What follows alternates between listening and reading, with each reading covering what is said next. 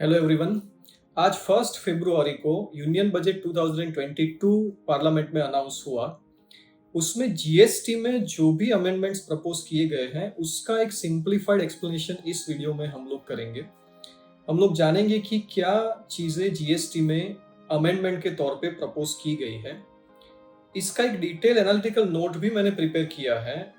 If any one of you want that note तो आप comment box में अपना मेल आईडी मेंशन करके रिक्वेस्ट डाल सकते हैं। आई will send you the email also of the detail analytical note of the GST amendments proposed in today's budget. तो आज के बजट में क्या क्या चीजें प्रपोज हुई है अमेंडमेंट के लिए, उसका डिस्कशन शुरू करते हैं।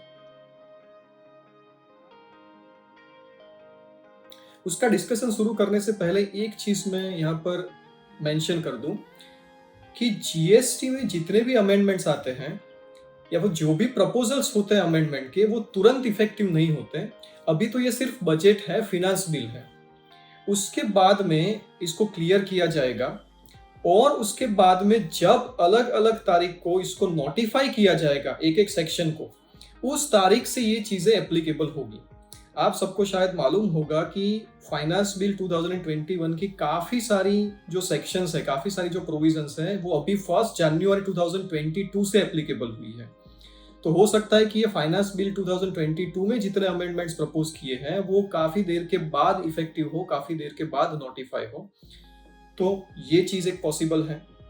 अब क्या क्या चीजें यहाँ पर प्रपोज की गई हैं अमेंडमेंट के तौर पे।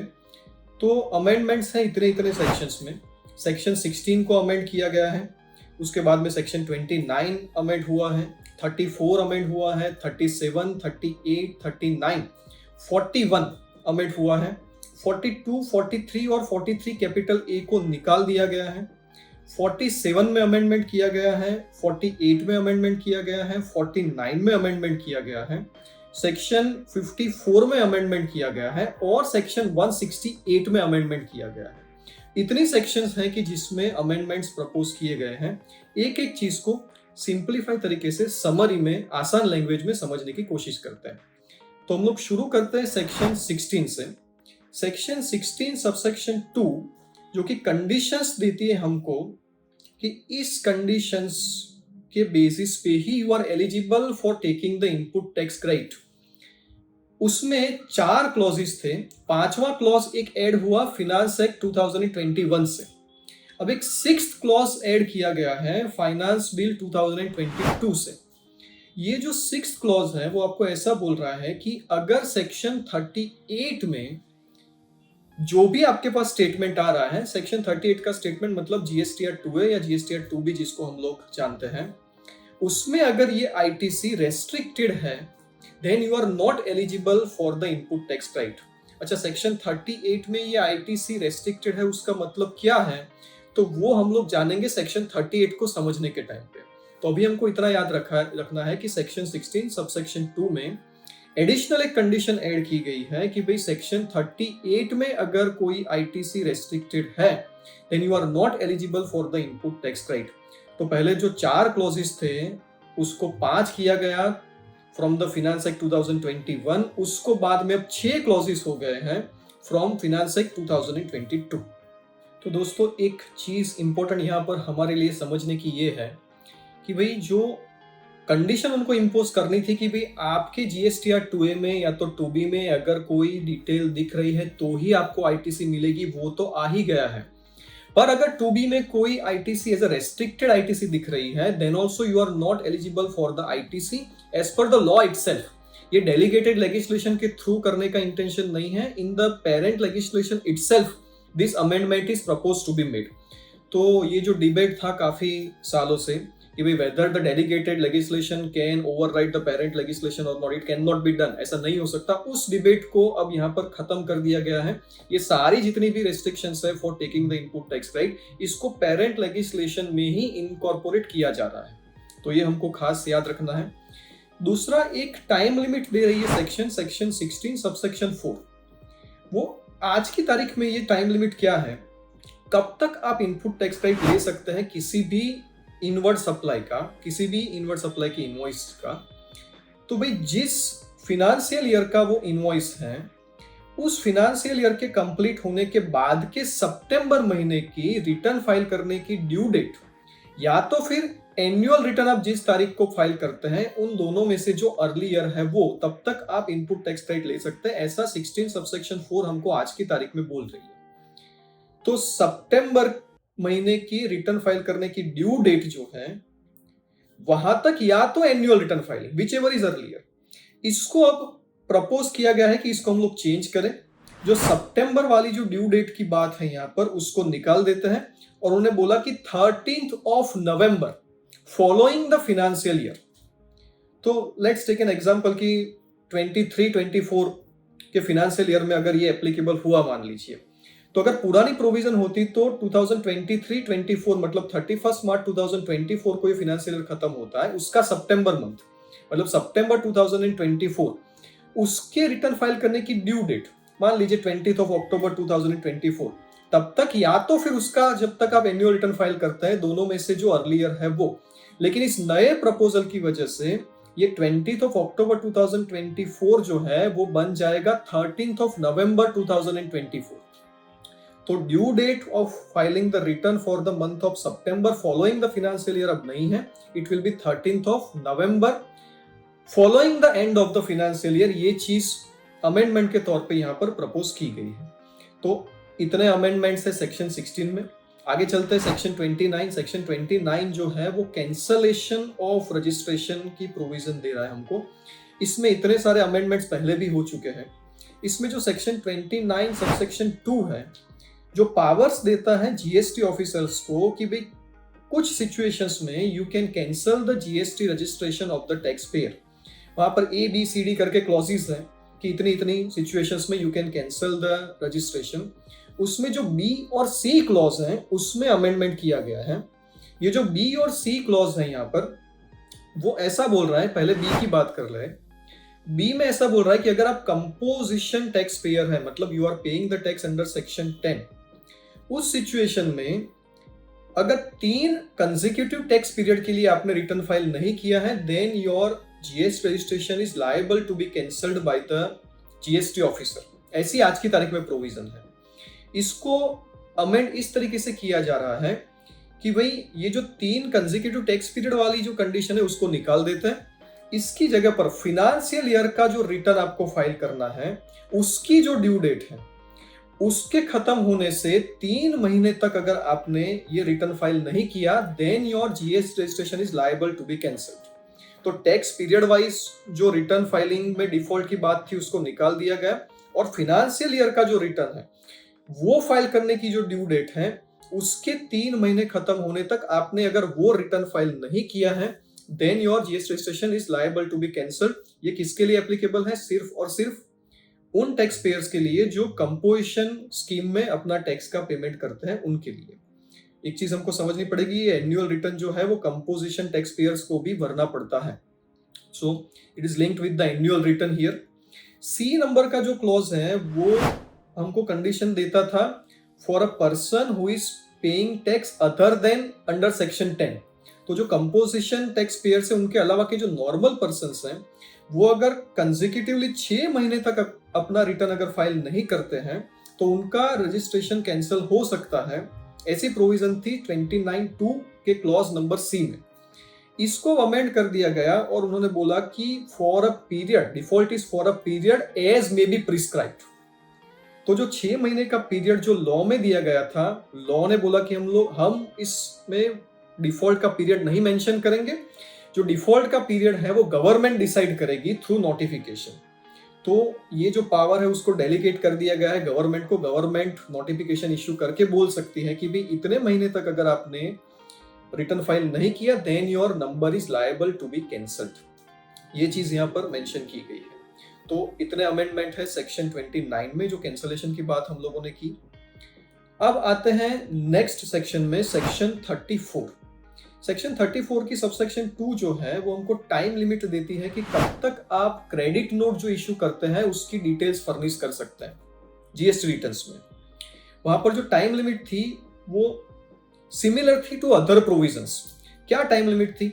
जो सेक्शन 16 सबसेक्शन 4 में हम लोगों ने टाइम लिमिट देखी, वही टाइम लिमिट कि भाई The due date of filing return for the month of September following the end of the financial year or the date of filing annual return whichever is earlier, दोनों में से जो earlier है वो, ये time limit mention की गई थी।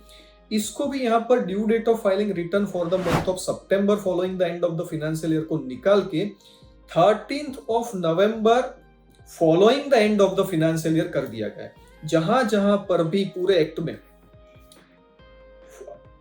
Due date of filing return for the month of September following the end of the financial year था, वहां वहां पर इसको हम लोगों ने कर दिया है या तो फिर प्रपोज किया गया है इस बजट में 13th of November following the end of the financial year. तो ये अमेंडमेंट प्रपोज किया गया है सेक्शन 34 सबसेक्शन 2 में। दोस्तों सेक्शन 34 को समझने के बाद अब बहुत ही इंपॉर्टेंट डिस्कशन हम लोग करने वाले हैं रिटर्न फाइलिंग में जो भी अमेंडमेंट्स किए गए हैं। सेक्शन 37, 38, 39, 42, 43, 43 कैपिटल ए, इसका एक कंबाइंड थोड़ा अंडरस्टैंडिंग लेते हैं हम लोग यहाँ पर, इसको थोड़ा कंबाइंडली समझते हैं। दोस्तों ऐसा था, पहले जो प्रोविजन थी 37, 38, 39 को अगर हम लोग देखें तो 37 में हम लोग details of outward supplies furnish करते हैं, उसके बाद में वो रिफ्लेक्ट होता था in the portal of the recipient, वो उसको एक्सेप्ट, रिजेक्ट या मॉडिफाई, ऐड ऐसी चीजें कर सकता था।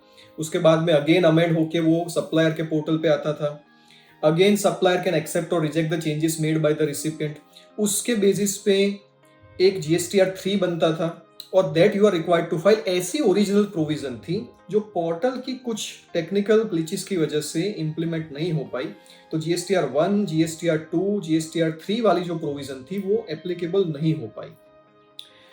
तो प्रेजेंट सिचुएशन ये है कि हम लोग फाइल करते हैं जीएसटीआर 1 और जीएसटीआर 3B। 3B जो है as a mid gap arrangement एक स्टेटमेंट है जो हम लोग फाइल करते हैं, हालांकि इसको एज ए रिटर्न भी एक्सेप्ट किया गया है।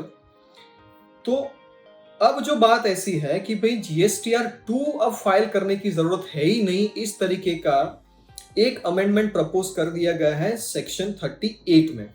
सेक्शन 38 ऐसा बोलेगा कि जो डिटेल्स फर्निश की है by the supplier under section 37, वो उसके बेस पे एक auto generated statement will be available to the recipient. तो रिसिपिएंट को एक ऑटो जनरेटेड स्टेटमेंट अवेलेबल होगा जिसके बेस पे ही is required to take the input tax credit. अब ये जो ऑटो जनरेटेड स्टेटमेंट होगा उसमें दो किस्म की इनपुट टैक्स क्रेडिट उसको मिलेगी, एक जो आईटीसी अवेलेबल है और दूसरा जो आईटीसी रेस्ट्रिक्टेड है। अभी जो दूसरा आईटीसी रेस्ट्रिक्टेड है that is given under section 38 subsection 2 और उसके अंदर एक बी क्लॉज है जिसमें एक लिस्ट दिया है कि इन सिचुएशन में ये जो आईटीसी है वो रेस्ट्रिक्टेड हो जाएगी। अगर ये आईटीसी रेस्ट्रिक्टेड है तो सेक्शन 16 सबसेक्शन 2 में जो नया क्लॉज ऐड किया गया जिसका हम लोगों ने पहले डिस्कशन किया है, उसकी वजह से you are not eligible for the input tax credit. क्या हो सकता है? ऐसा हो सकता है कि जितना टैक्स सप्लायर को भरना था उससे कम टैक्स उसने पे किया है, या तो रूल नंबर 86B जो है कि भाई मैक्सिमम 99% आप पे कर सकते हैं थ्रू इलेक्ट्रॉनिक क्रेडिट लेजर, 1% जो है आपको एटलीस्ट तो पे करना पड़ेगा कैश लेजर से for certain category of persons, उसका उसने वायोलेशन किया है। इस किस्म के कुछ वायोलेशंस हैं कि जिसकी वजह से even if the ITC is reflected in the statement furnished on your portal, you are not eligible for that input tax credit। ध्यान दीजिएगा दोस्तों, ये कोई रूल नंबर 36(4) वाली बात नहीं है, ये कोई प्रोविजनल आईटीसी वाली डेलीगेटेड लेजिस्लेशन के थ्रू कुछ आ रहा है, ऐसी बात नहीं है। ये जो बात की गई है वो डायरेक्टली लॉ में की गई है।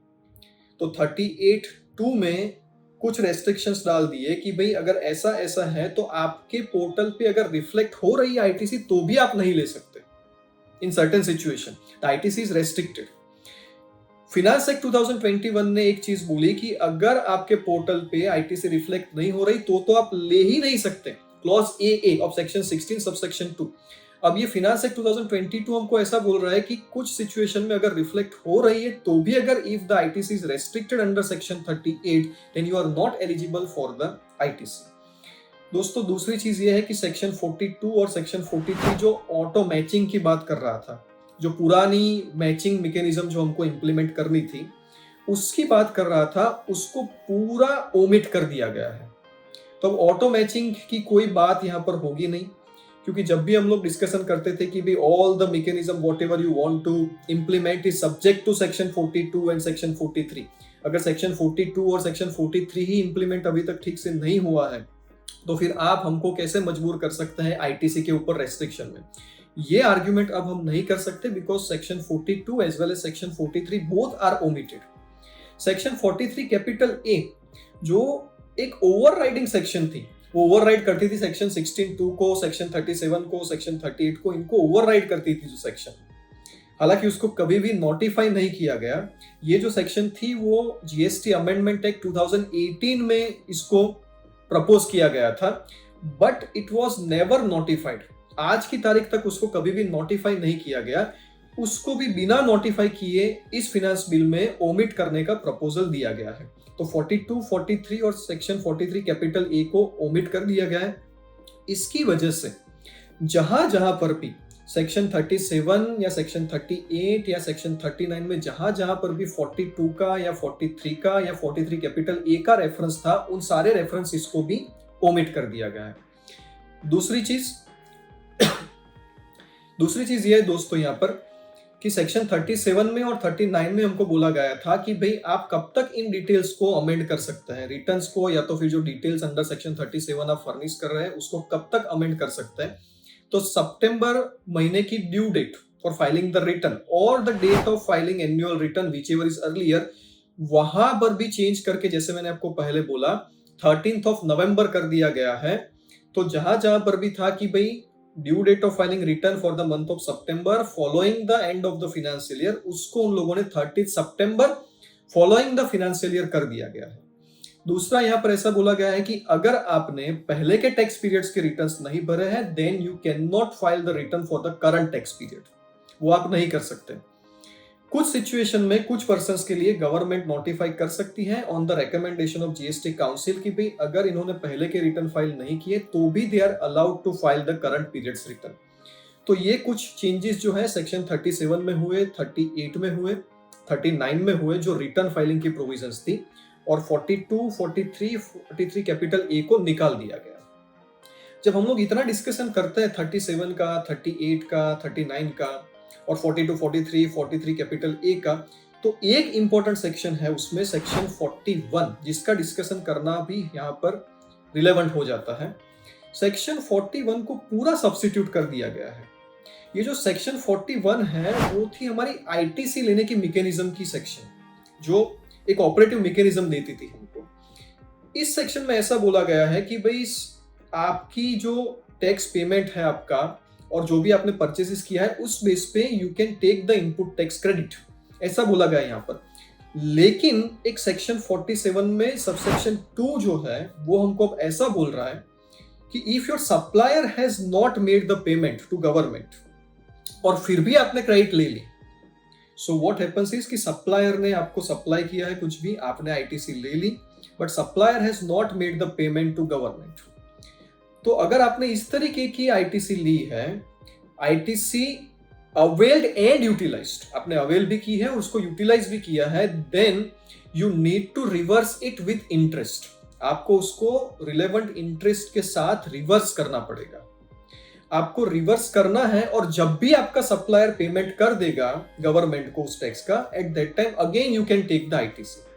This is what has been provided under section 47। Section 47 में ये चीज प्रोवाइड की गई है फिर से कि अगर आपके सप्लायर ने टैक्स का पेमेंट नहीं किया और फिर भी आपने आईटीसी ले ली तो आपको रिवर्स करना पड़ेगा उसको with interest, ITC availed and utilised.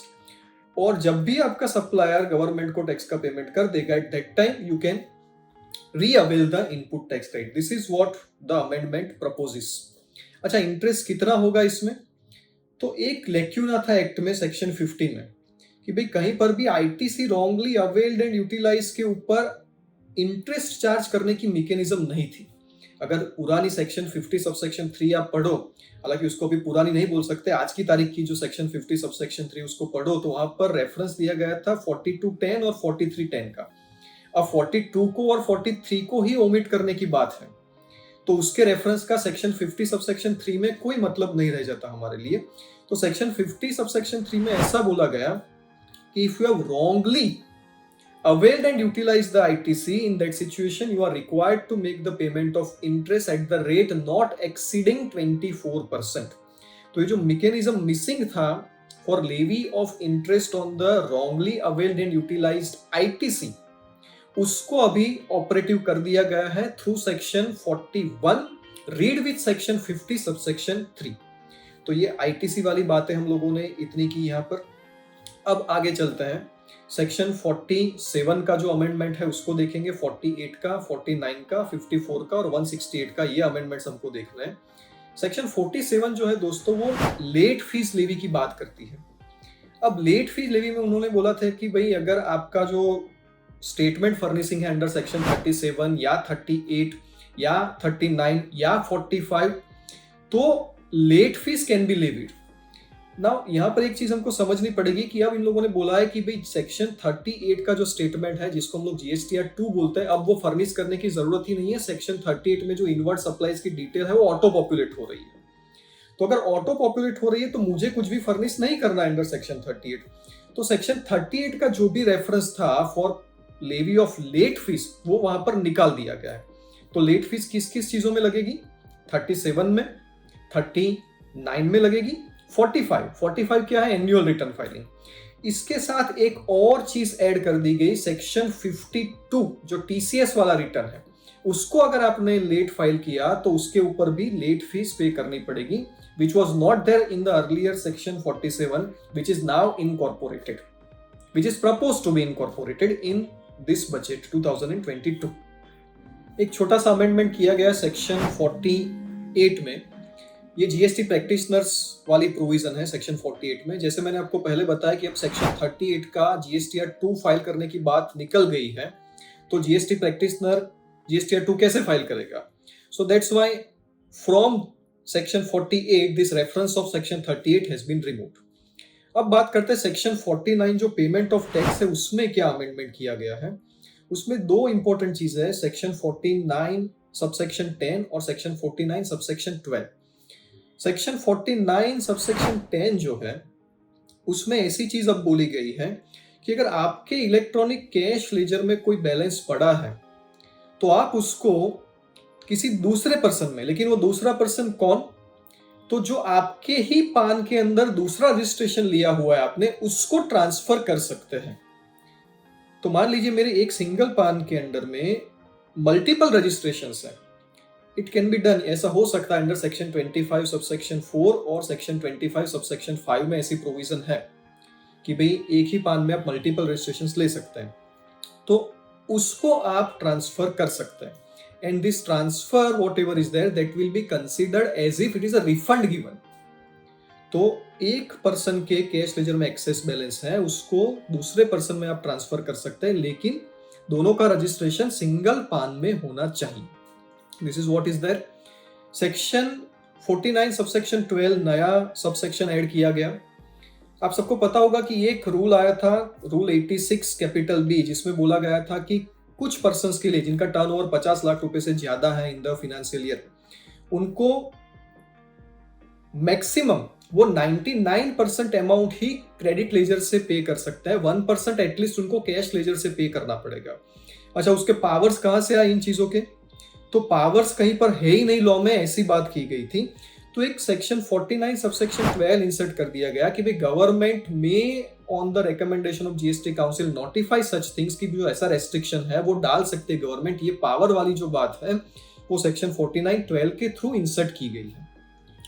तो इंपॉर्टेंट चीज ये है कि प्रोविजन डेलीगेटेड लेजिस्लेशन का रूल पहले आ गया, पावर अभी बाद में आ रहा है। No problem, this are all the things which are being done for the purpose of reducing the litigations. जहां पर आर्ग्यूमेंट हमारे पास ये ना रहे कि भाई पेरेंट लेजिस्लेशन को डेलीगेटेड लेजिस्लेशन ओवरराइड कर रहा है। ये 49 की बात की हम लोगों ने। सेक्शन 52 जो TCS रिटर्न वाली बात है, उसमें भी अमेंडमेंट आप कब तक कर सकते हैं? जो सितंबर महीने की रिटर्न फाइल करने की ड्यू डेट और annual return filing which ever is earlier था, उसमें यहां पर भी चेंज करके क्या कर दिया गया है? 13th of November following the end of the financial year. जो हर जगह पर किया गया है वो यहां पर भी किया गया है। There is not much to discuss in section 52। Section 54 जो रिफंड है उसमें कुछ चेंजेस हैं। उसमें सबसे पहली चीज ये है कि यूनाइटेड नेशन ऑर्गेनाइजेशंस जो अपने इनवर्ड्स थे उसके ऊपर रिफंड क्लेम कर सकता है, ऐसी प्रोविजन है सेक्शन 54 सबसेक्शन 2 में। उनको क्वार्टरली फाइलिंग करना होता है। उस क्वार्टरली फाइलिंग के 6 महीने के अंदर वो रिफंड के लिए अप्लाई कर सकते हैं, ऐसी प्रोविजन अभी है। बाकी हर जगह पर बाकी सब लोग 2-2 साल के अंदर रिफंड अप्लाई करते हैं, लेकिन ये यूनाइटेड नेशन ऑर्गेनाइजेशंस और कुछ स्पेसिफाइड पर्सन के लिए सिर्फ 6 महीने क्यों? It was a kind of injustice. तो उसको पैरेलल ट्रीट करने के लिए ये जो 6 महीने वाली जो टाइम लिमिट है रिफंड अप्लाई करने के लिए by the United Nations organisations and that kind of persons, उसको 6 महीने से एक्सटेंड करके कर दिया गया है 2 साल। एक एक्सप्लेनेशन है जिसमें रिलेवेंट डेट की डेफिनेशन दी गई है, उसमें एसईजेड वालों के लिए रिलेवेंट डेट की डेफिनेशन मिसिंग थी, उसको डाल दिया गया है अब। और यहाँ पर बोला गया है कि SEZ and suppliers to SEZ उनके लिए जो रिफंड फाइल करने की जो ड्यू डेट है वो उसके लिए रिलेवेंट डेट कौन सी गिनी जाएगी? तो सेक्शन 39 में आप जो रिटर्न फाइल करते हैं उसकी जो ड्यू डेट है वहां से ये 2 साल गिने जाएंगे। तो ये जो मिसिंग था उसको अभी सेक्शन 54 में डाल दिया गया है। सेक्शन 168 में भी सेक्शन 38 सबसेक्शन 2 का रेफरेंस था, उसको अब ओमिट कर दिया गया है क्योंकि जीएसटी एक्ट 2 फाइल करने की जरूरत नहीं है। तो मेनली दोस्तों इतने इंपॉर्टेंट अमेंडमेंट्स हैं जीएसटी एक्ट में। हम लोगों ने सिर्फ समरी में जल्दी जल्दी से सारी चीज़ों का डिस्कशन किया है। इसका डिटेल्ड नोट जैसे मैंने आपको बताया हमने प्रिपेयर किया है with full analysis. So if anyone of you want that note then I will be happy to share with you. I will send an email. If you have any other question on GST, you can ask in the comment box, friends. Thank you very much. Thank you.